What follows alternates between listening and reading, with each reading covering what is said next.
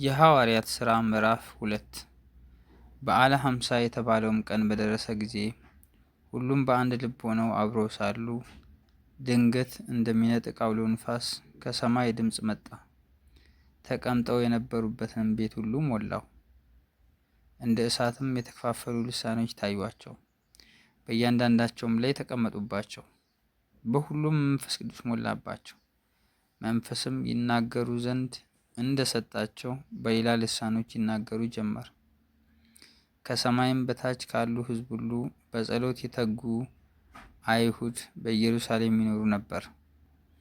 ይህም ድምፅ በሆነ ጊዜ ሕዝብ ሁሉ ተሰበሰቡ።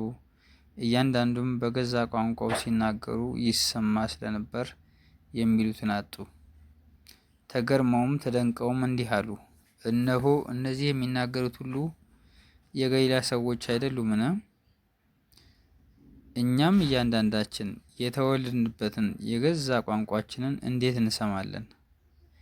የጳርቴና የሜድ የኢላሜጤም ሰዎች በሁለት ወንዝም መካከል በይሁዳም በቀጰዶቅያም በጳንጦስም በእስያም በፍርግያም በጵንፍልያም በግብፅም በቀሬናም በኩል ባሉት በሊቢያ ወረዳዎች የምንኖር በሮሜም የምንቀመጥ አይሁድም ወደ ይሁድነትም የገባን የቀርጤስና የአረብ ሰዎች የእግዚአብሔርን ታላቅ ሥራ በልሳኖቻችን ሲናገሩ እንሰማቸዋለን። ሁሉም ተገረሙና አመንትተው እርስ በርሳቸው እንጃ ይህ ምን ይሆን አሉ። ሌሎች ግን እያፌዙባቸው ጉሽ የወይን ጠጅ ጠግበዋል አሉ። ነገር ግን ጴጥሮስ ከ11 ጋር ቆመ፣ ድምፁንም ከፍ አድርጎ እንዲህ ሲል ተናገራቸው። አይሁድ በኢየሩሳሌም የምትኖሩ ሁላችሁ ይህ በእናንተ ዘንድ የታወቀ ይሁን፣ ቃሎቼንም አድምጡ። ለእናንተ እንደመሰላችሁ እነዚህ የሰከሩ አይደሉም፣ ከቀኑ 3ኛ ሰዓት ነውና። ነገር ግን ይህ በነቢዩ በኢዩኤል የተባለው ነው። እግዚአብሔር ይላል፣ በመጨረሻው ቀን እንዲህ ይሆናል፣ ሥጋ በለበሰ ሁሉ ላይ ከመንፈሴ አፈሳለሁ። ወንዶችና ሴቶች ልጆቻችሁም ትንቢት ይናገራሉ፣ ጎበዞቻችሁም ራእይ ያያሉ፣ ሽማግሌዎቻችሁም ሕልም ያልማሉ። ደግሞም በዚያች ወራት በወንዶችና በሴቶች ባሪያዎቼ ላይ ከመንፈሴ አፈሳለሁ፣ ትንቢትም ይናገራሉ።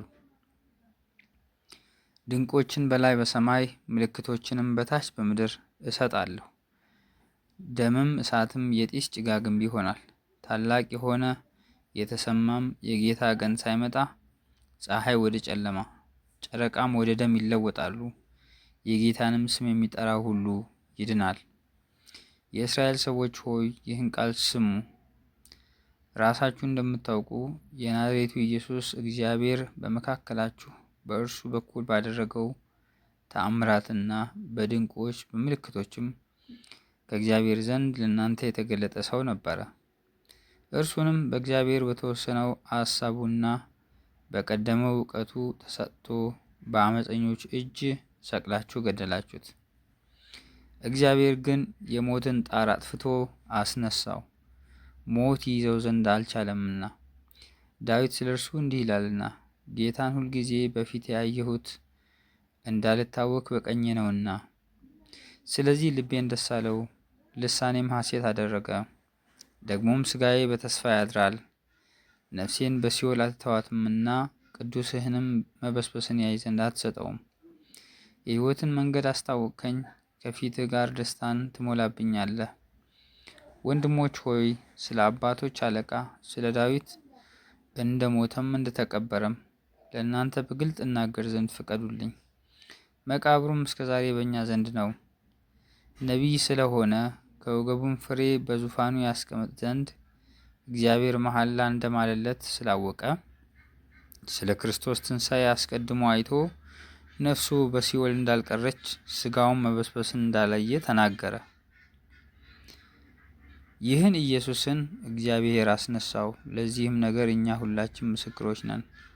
ስለዚህ በእግዚአብሔር ቀኝ ከፍ ከፍ ብሎና የመንፈስ ቅዱስን የተስፋ ቃል ከአብ ተቀብሎ ይህን እናንተ አሁን የምታዩትና የምትሰሙትን አፈሰሰው። ዳዊት ወደ ሰማያት አልወጣምና፣ ነገር ግን እርሱ ጌታ ጌታዬን ጠላቶችህን የእግርህ መረገጫ እስካደርግልህ ድረስ በቀኜ ተቀመጥ አለው አለ። እንግዲህ ይህን እናንተ የሰቀላችሁትን ኢየሱስን እግዚአብሔር ጌታም ክርስቶስን እንዳደረገው የእስራኤል ወገን ሁሉ በእርግጥ ይወቅ። ይህንም በሰሙ ጊዜ ልባቸው ተነካ። ጴጥሮስንና ሌሎችንም ሐዋርያት ወንድሞች ሆይ ምን እናድርግ አሏቸው።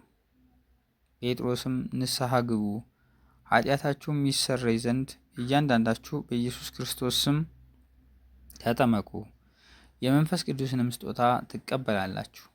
የተስፋው ቃል ለእናንተና ለልጆቻችሁ ጌታ አምላካችንም ወደ እርሱ ለሚጠራቸው በሩቅ ላሉ ሁሉ ነውና አላቸው። በብዙ ሌላ ቃልም መሰከረና ከዚህ ጠማማ ትውልድ ዳኑ ብሎ መከራቸው። ቃሉንም የተቀበሉ ተጠመቁ። በዚያም ቀን 3,000 የሚያህል ነፍስ ተጨመሩ። በሐዋርያትም ትምህርትና በኅብረት እንጀራውንም በመቁረስ በየጸሎቱም ይተጉ ነበር።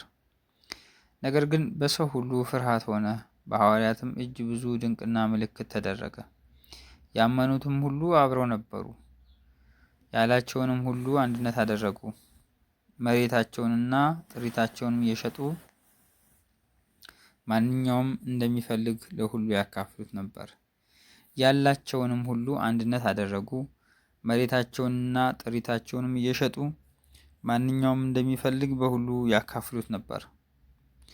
በየቀኑም በአንድ ልብ ሆነው በመቅደስ እየተጉ በቤታቸውም እንጀራ እየቆረሱ በደስታና በጥሩ ልብ ምግባቸውን ይመገቡ ነበር። እግዚአብሔርንም እያመሰገኑ በሕዝብ ሁሉ ፊት ሞገስ ነበራቸው። ጌታም የሚድኑትን ዕለት ዕለት በእነርሱ ላይ ይጨምር ነበር።